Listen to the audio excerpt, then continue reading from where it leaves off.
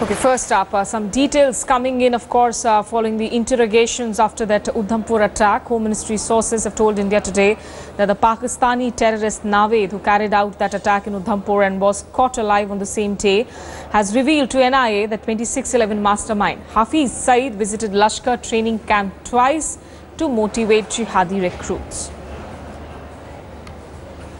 And according to Naved, Hafiz Saeed gave 2 motivational speeches to fight jihad against India.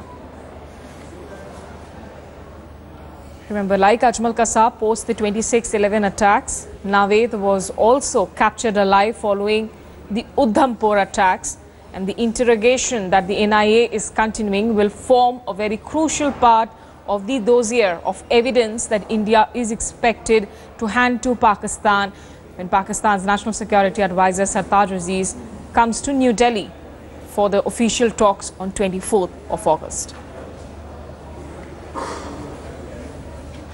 Let's cut across live to Vijay Chowk, from where Kamaljeet Sandhu, our correspondent who tracks Home Ministry, joins us now. Kamal, first of all, tell us what is the kind of Hafiz Saeed involvement that Naved is indicating as far as the sources, whatever you're picking up from your sources. Well, Smita, what we've come to know from our sources is that Naved has made explosive statements to NIA, including that one about Hafiz Saeed visiting the camp at least twice. Now, Hafiz Saeed, who's involved with JUD and is apparently running charitable organization, many know him as 2611 mastermind, has obviously been plotting terror plots against India. Now, this is obviously one of those points where India is going to raise that Naved's own confession, where he's talking about Hafiz Saeed, his own son Talha, being involved in terror activities. And remember, it's not just limited to motivational speeches. Naved was shown videos of torture, trying to incite violence, trying to motivate jihadis to go across, be fidains. So all this will be part of a major dossier which will be given to the NSA, and obviously the NSA hands over this particular dossier to Pakistan. Now, Pakistan has always, on the other hand, been claiming to be a victim of terror. They've always denied the role of Hafiz Saeed. Yes. And remember, whether it's about going slow as far as 2611 case is concerned, whether taking action against Hafiz Saeed is concerned, he continues to have free run, whether it's about hate speeches, whether it's about running terror camps. But Kamal, in the past we have seen that whenever the Hafiz Saeed's name has cropped up, be it through interrogations of Ajmal Kasab or David Headley, there's been a fireballing of sorts from the Pakistani side. So clearly, are there other investigative agencies too? Because the Americans had sort of insisted that the FBI would cooperate on these Udhampur attacks as well. Are these information being shared with other agencies too?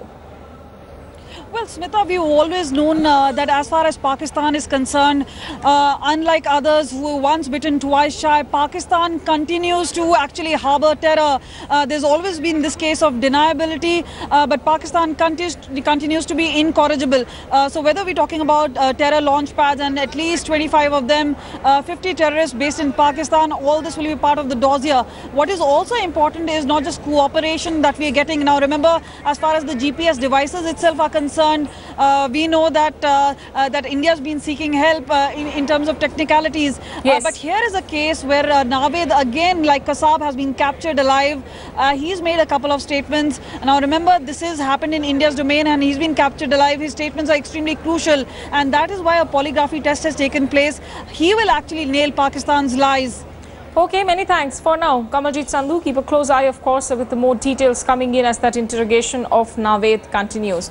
Now, as Pakistan continues with heavy shelling and firing, the villagers in Mendhar are living in constant state of fear. India Today travelled to these villages, which are bearing the brunt of Pakistan's firing. Villagers recounted their ordeal, urging Pakistan to stop these ceasefire violations. And with NSA-level talks around the corner, the villagers have called for peace at the border. We are at the line of control fence in the Mendhar sector. The worst affected in Pakistan's shelling have been people who live beyond this fence. This fence, and at the LC there is a distance, and there are villagers who live beyond this fence. They have been the worst affected. आप मुझे अपना नाम बताइए. आप यहाँ के सरपंच के मित्र थे जो पाकिस्तानी शेलिंग में मारे गए. पाकिस्तान के राष्ट्रीय सुरक्षा सलाहकार सरताज अजीज भारत आ रहे हैं. आप उनको क्या संदेश, क्या बोलना चाहते हैं? मैं सरताज अजीज साहब से यही बोलना चाहता हूँ और अपने इंडिया के प्रधानमंत्री से कि आप शांति कर लो, टेबल में बैठ के फैसला कर लो, हम जहाँ बैठे हैं हम ठीक हैं और ये इतना पंगा मत करो, बस मेरा ये। पाकिस्तान की शेलिंग में आप लोग का जीवन कैसे प्रभावित हुआ है? आप इस गांव के सरपंच हैं, आपका नाम क्या है? मोहम्मद आरिफ। मैं मोहम्मद आरिफ सरपंच। जो पाकिस्तान की तरफ से ये शेलिंग हुई है, गोलाबारी हुई है, उससे हमारी आवाम और लोग बहुत तंग हैं और डरते हैं, पशु आंदर हैं, तो बहुत मुश्किल है। तो मैं अर्ज करता हूँ उसको जो वज़ीर खारजा आ रहा कि अपनी ये पहल करके ये फायरिंग बंद करे और शांति करे, शांति से आप भी रहे, हमको भी रहने दे। पाकिस्तान ये दावा करता है कि वो भारत में जो मुसलमान हैं, जम्मू कश्मीर में रहते हैं, उनके लिए ये शेलिंग करता है ताकि उनका जीवन बच सके। क्या पाकिस्तान ठीक कर रहा है? मैं उनसे ये कहूंगा कि अगर उस्ताद अजीज साहब आ रहे हैं तो अगर वो मुसलमान हैं तो मुसलमानों के लिए बेहतर सोचे और शेलिंग को बंद कर दें। शेलिंग से क्या नुकसान हो रहा है आपको? शेलिंग से ऑल ओवर हमारा माइंड अफेक्ट हो रहा है। बच्चों को जो एक महीने के बाद जो है उनको फीवर नहीं खत्म होता। आप देखो इंडिया गवर्नमेंट ने एक मेरिट रखा है जहाँ पे हमारा जो दिल्ली वाला होगा वहीं एक बॉर्डर के बच्चे को रख दिया है। तो जब एक शेलिंग होती है तो एक महीना फीवर बच्चे को नहीं खत्म होता है।